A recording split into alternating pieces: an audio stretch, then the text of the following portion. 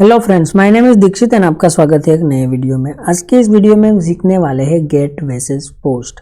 जब हम यहाँ पे एपीआई डिज़ाइन करते हैं या फिर डेटाबेस से डेटा फेच करते हैं, एज ए डेवलपर हमें यहाँ पे ये जो गेट और पोस्ट जो रिक्वेस्ट है ये दोनों के बारे में पता होना चाहिए कि ये दोनों कैसे वर्क करती है। अगर आप स्टूडेंट हो तो आपको भी कई बार एग्जाम में पूछा जा सकता है कि गेट और पोस्ट ये दोनों के बीच में क्या डिफरेंस है। तो आपने ये वीडियो देखा होगा तो आप इसका आंसर इजीली दे पाओगे गाइस।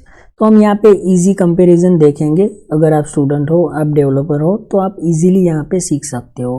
अगर आप वर्किंग प्रोफेशनल हो तो इन फ्यूचर आपको कहीं ना कहीं इंटरव्यू में भी ये क्वेश्चन पूछा जा सकता है।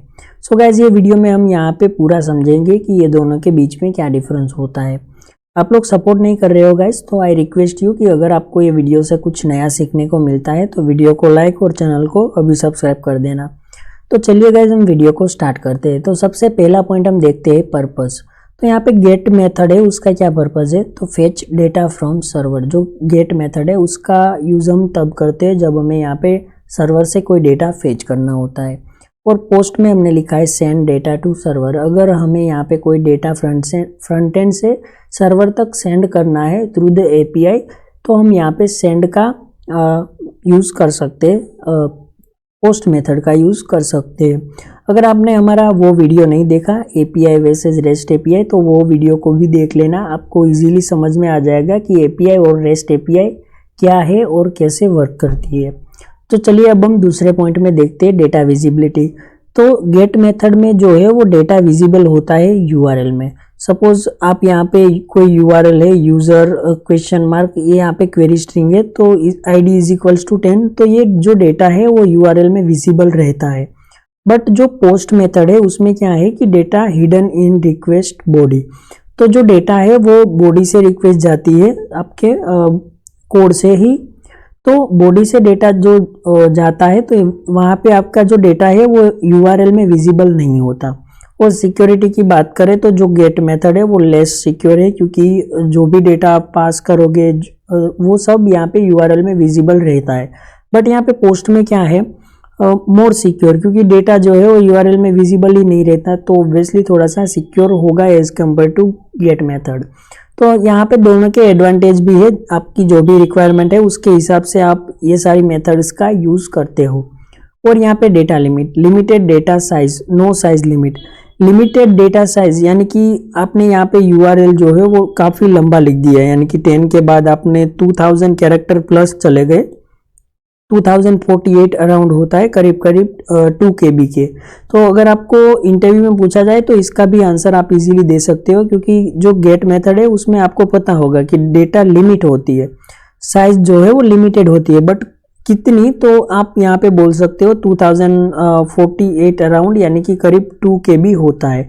और यहाँ पे जो पोस्ट मेथड है उसमें लिमिट नहीं होती, डिपेंड्स ऑन सर्वर। कई बार कोई सर्वर है वो 50 MB तक अलाउ करता है, कई बार 100 MB तक, तो डिपेंड्स ऑन सर्वर की कितनी लिमिट यहाँ पे है। और कैचिंग, कैन बी कैच, और यहाँ पे पोस्ट में है कैन नॉट बी कैच। तो इसका मतलब क्या हुआ गाइस, अगर आप यहाँ पे रिक्वेस्ट डालते हो तो जो सर्वर है, जो ब्राउज़र है, वो क्या करता है, आपने जो भी रिक्वेस्ट भेजी उसका कैच कर लेगा, यानी कि उसको कहीं पे स्टोर कर लेगा। तो यहाँ पे क्या होगा, जब आप दूसरी बार सेम रिक्वेस्ट सेंड करोगे तो आपको सेम आउटपुट मिलेगा। बट जो पोस्ट मेथड है उसमें डेटा कैच नहीं होता, सर्वर और ब्राउज़र कोई भी कैच नहीं करता, आपकी हर बार न्यू रिक्वेस्ट जाएगी, ठीक है। तो कुछ ऐसा है। और बुकमार्क, तो कैन बी बुकमार्क और कैन नॉट बी बुकमार्क। तो जो यूआरएल है उससे आप यहाँ पे रिक्वेस्ट सेंड करते हो तो वो यूआरएल को आप बुकमार्क कर सकते हो। आपको बुकमार्क के बारे में पता होगा, मे बी मैं यहाँ पे सर्च कर लेता हूँ लैपटॉप प्राइस, ठीक है। तो आप यहाँ पे देख सकते हो बुकमार्क। तो ये जो है वो यूआरएल है, देख रहे हो आप। यहाँ पे जो यूआरएल है उसकी लेंथ आपको बहुत बड़ी देखने को मिल रही है, बट इसका भी लिमिट है। आप यहाँ पे देख सकते हो, मैंने बोला कि डेटा लिमिटेड है, यानी कि 2048 कैरेक्टर तक आप यहाँ पे यूआरएल में डेटा सेंड कर सकते हो, कुछ ऐसे। और बुकमार्क का तो मैंने आपको बताया कि यहाँ से आप बुकमार्क कर सकते हो, बट यूआरएल में डेटा विजिबल ही नहीं है, तो यहाँ पे हमने obviously can not be book mark. Okay, और यहाँ पे यूजेस, तो read only operation, read only मतलब आप सर्वर से डेटा फेच कर सकते हो। ओके, बट आप यहाँ पे सर्वर में कोई डेटा रीड कर सकते हो सर्वर से, बट राइट नहीं कर सकते, वो वाली बात है। और यहाँ पे क्रिएट और सबमिट डेटा, आप यहाँ पे लॉगिन साइन अप वगैरह करते हो तो डेटा जो सबमिट करते हो वो डेटा सर्वर में स्टोर होता है, तो राइट ऑपरेशन हो गया। तो यहाँ पे we can do both operation, read and write, but यहाँ पे गेट मेथड जो है उसमें रीड ओनली ऑपरेशन है।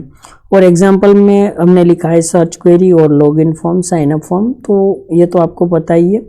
और यूआरएल, तो इसका एक एग्जांपल आप देख सकते हो, कुछ इस तरीके से यूआरएल होता है, वो आपके ब्राउजर में विजिबल रहता है, बट यहाँ पे ये जो है वो पोस्ट मेथड में ऐसा है, आप यहाँ पे /login लिखा हुआ मिलेगा, बट उसके बाद जो भी डेटा है वो आपको देखने को नहीं मिलेगा। तो यहाँ पे यूआरएल एग्जांपल भी मैंने आप लोगों को शो कर दिए। और यहाँ पे बेस्ट यूज केस, तो फेचिंग डेटा, अगर आपको जो डेटा है वो फेच ही करना है तो ऑब्वियसली आप गेट मेथड का यूज करो, बट इन केस आपको सबमिट करना है, सेंसिटिव डेटा है, तो आप पोस्ट मेथड का यूज कर सकते हो।